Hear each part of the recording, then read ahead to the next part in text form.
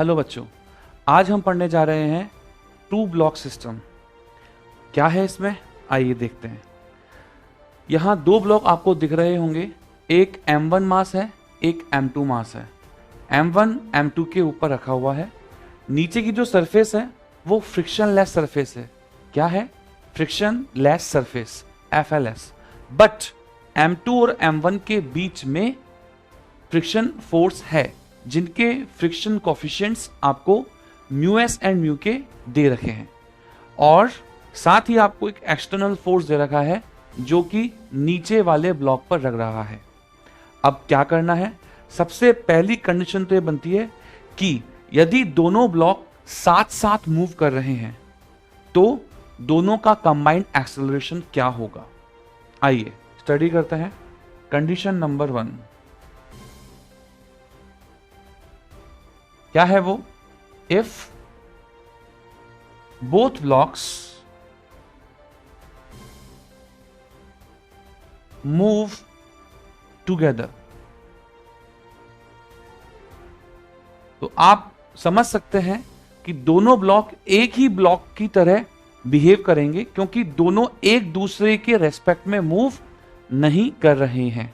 तो हमें क्या करना है, आइए देखते हैं। इन दोनों ब्लॉक की एक कंबाइंड FBD बनाते हैं। FBD बनाने के लिए एक काम करते हैं, ये मैंने FBD बनाई। FBD के लिए एक पॉइंट दिखाएंगे, उस पर जितने भी फोर्सेस हैं वो दिखाएंगे। पहला फोर्स F, ध्यान दीजिए दोनों की कंबाइंड FBD बना रहा हूं। Capital F external horizontally right hand side में है, और सरफेस का जो नॉर्मल फोर्स लग रहा है वर्टिकली अपवर्ड वो है N। ऑब्वियस वो M2 पर लग रहा है। M2 और M1 के बीच में जो इंटरनल फोर्सेस हैं वो मैं नहीं देख रहा हूं। क्यों? क्योंकि M2 और M1 कंबाइंड रूप से एक ही ब्लॉक बन चुका है। नाउ नीचे की तरफ जो फोर्स है वर्टिकली डाउनवर्ड, वो सबको मालूम है, वो है मास। अब सिंस दोनों ब्लॉक को मैंने एक ही ब्लॉक मान लिया है, तो बताइए नेट मास कितना है? M1 plus M2 into G।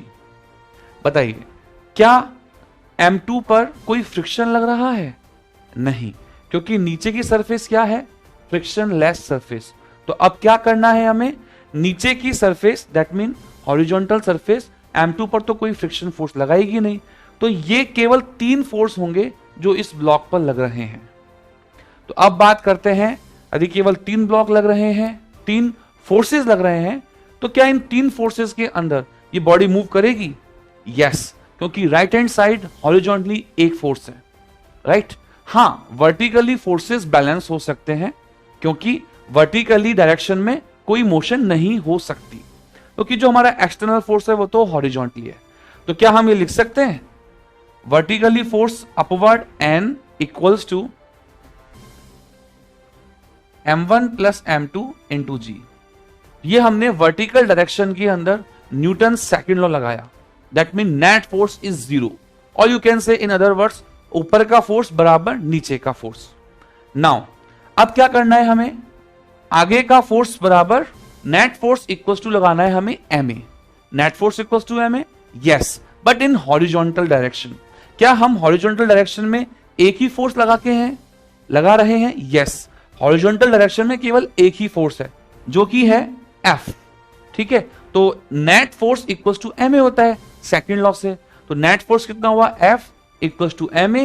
M यहां पर है हमारा M1 plus M2 into A। What is A? क्या है A? A है इन दोनों ब्लॉक्स का कंबाइंड रूप से एक्सेलरेशन।